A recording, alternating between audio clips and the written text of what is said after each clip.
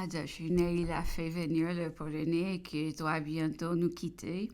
Après déjeuner, il a voulu se mettre au travail, mais il se sentait fort assoupi et s'est endormi à plusieurs reprises. Il a gagné sa chambre pour se livrer tout à fait au sommeil.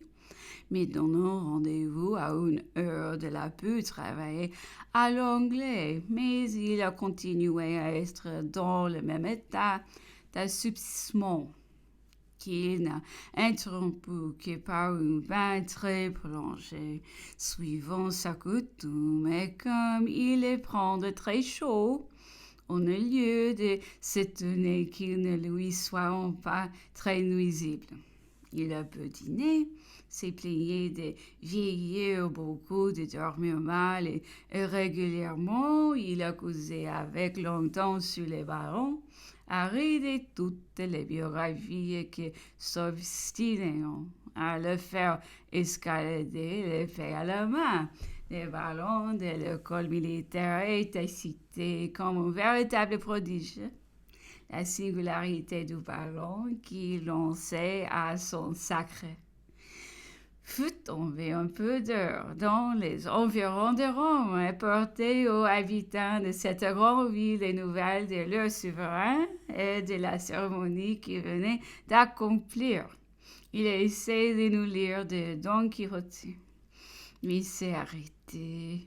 Au bout d'une demi-heure, il ne peut désormais lire qu'à plus longtemps. Sa santé s'altère visiblement.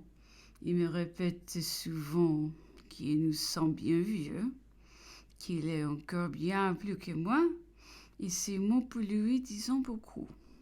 Lundi 14. Déclaration exigée envoyée au gouverneur, beaucoup de livres modernes, puis spéculation, visiter des portraits créés par l'esprit de parti.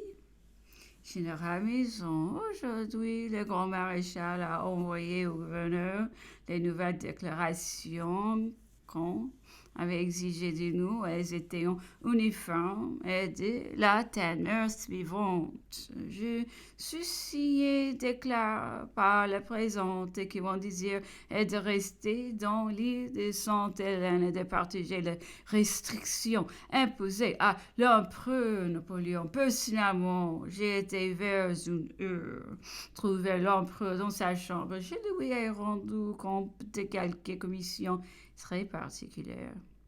Il travaillait sur un livre d'administration de la France. Il le trouvait très mal fait et s'écriait que depuis qu'il fouillait dans ses livres modernes, il ne trouvait que des livres de spéculation faits à l'entreprise et commandés par les libraires. Le monde était menacé, disait-il, d'un département de mauvaises librairies et il ne voyait pas trop de remèdes à ce flot. Il a fait sa toilette et je l'ai passé au salon où il a lu quelques gazettes anglaises et quelques lignes de Télémaque. Il avait peu de goût au travail, se montrait fatigué et ennuyé. Il a interrompu la conversation devenue très particulière sur des sujets qui le touchaient de près et qu'il a terminé en répétant plusieurs fois triste race humaine.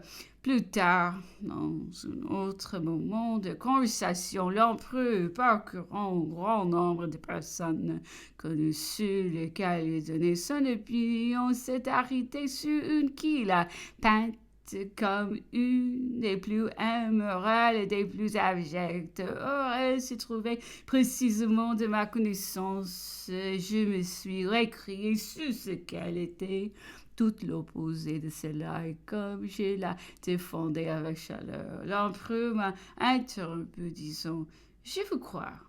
Mais on me l'avait peinte de la sorte, et bien qu'en général je me fusse fait la loi d'écouter avec défiance, cependant vous voyez qu'ils sont graves sur quelque chose dans l'esprit.